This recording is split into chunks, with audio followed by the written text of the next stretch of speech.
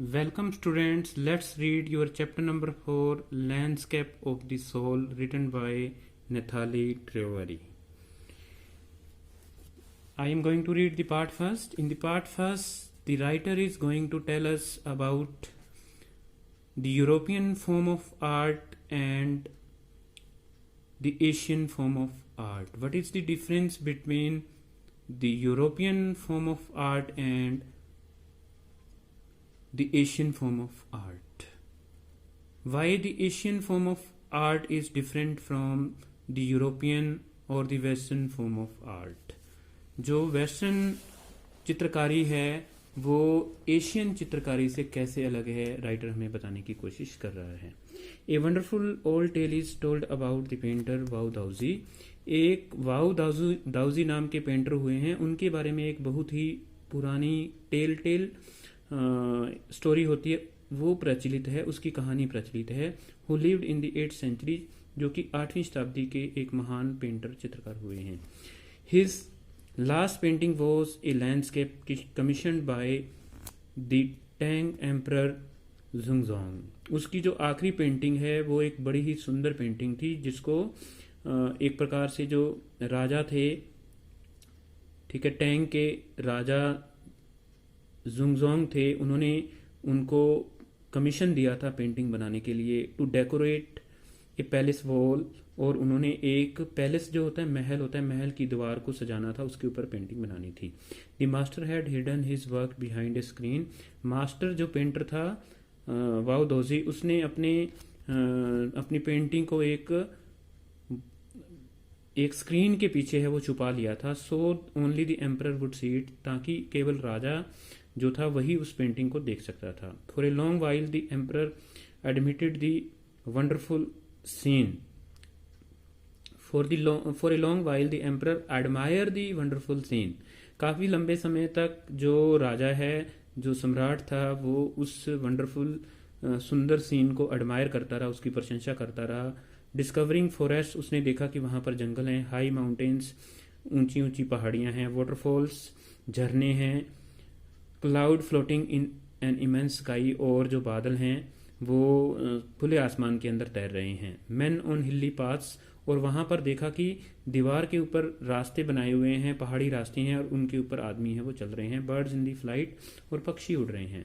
Look sir sad the painter, in this cave at the foot of the mountain dwells a spirit.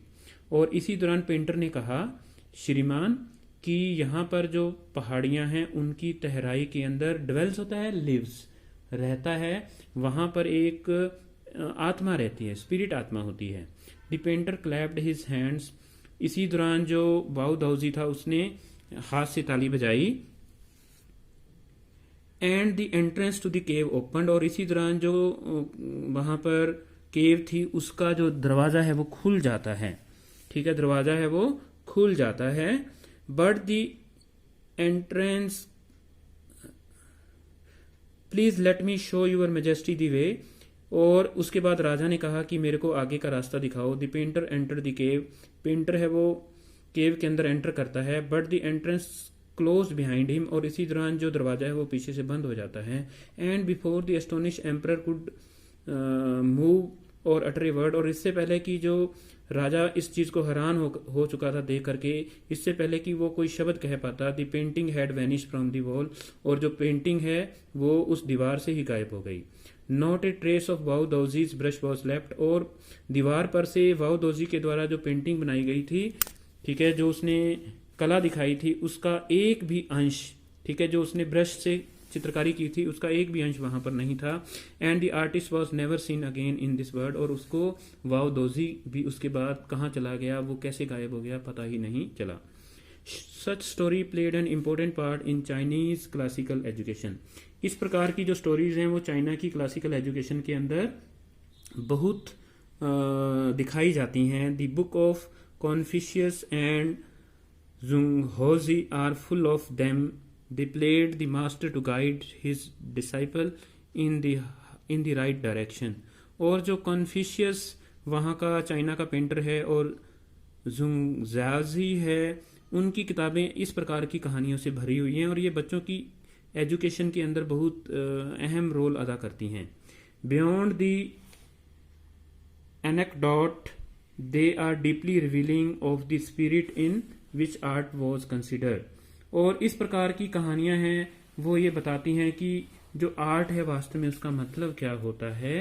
Contrast story और another famous one are a painter who would not draw the eye of a dragon he had painted. और इसके विपरीत एक ऐसी भी कहानी है कि एक पेंटर है, वो एक बार पेंटिंग बना रहा था और उसको एक ड्रैगन की आंख बनानी थी। For a fear it would fly out of painting. और वो आंख इसलिए नहीं बना पा रहा था क्योंकि उसको डर लग रहा था कि अगर वो उसकी आंख बना देगा तो वो इतनी रियल है कि वो उड़ जाएगा। विच an old story from my native Flanders that I find most representative of western painting. और ये वास्तव में वेस्टर्न पेंटिंग का एक बड़ा ही अच्छा उदाहरण है।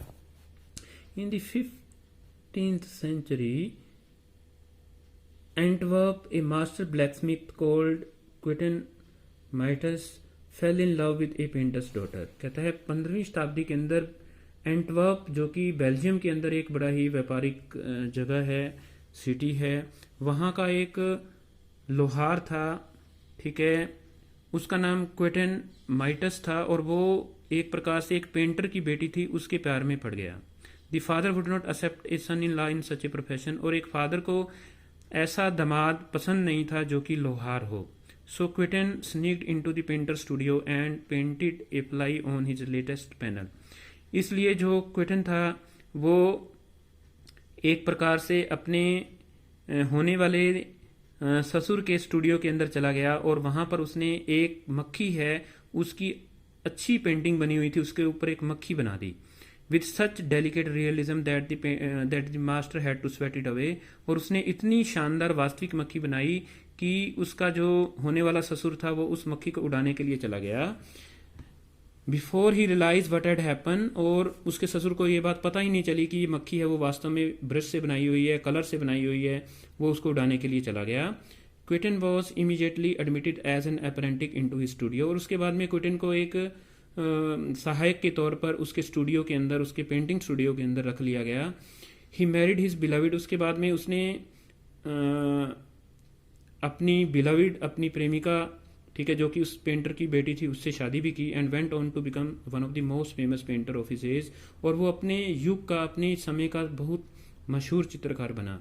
These two story illustrate what each form of art is trying to achieve a perfect illusionistic likeness in Europe, the essence of inner life and spirit in Asia.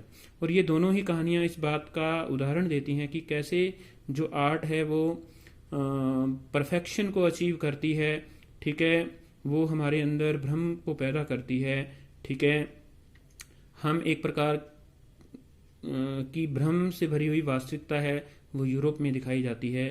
और जो आंतरिक लाइफ होती है, ठीक है, उसका सार चित्रकारी के द्वारा प्रस्तुत किया जाता है एशिया के अंदर, चाइना जैसे कंट्रीज के अंदर। तो student, this is the first part of this chapter. Okay, you are getting know a number of things about painting in the olden days. Okay, the second part we will read tomorrow in the next video. Thanks for listening me and have a nice day.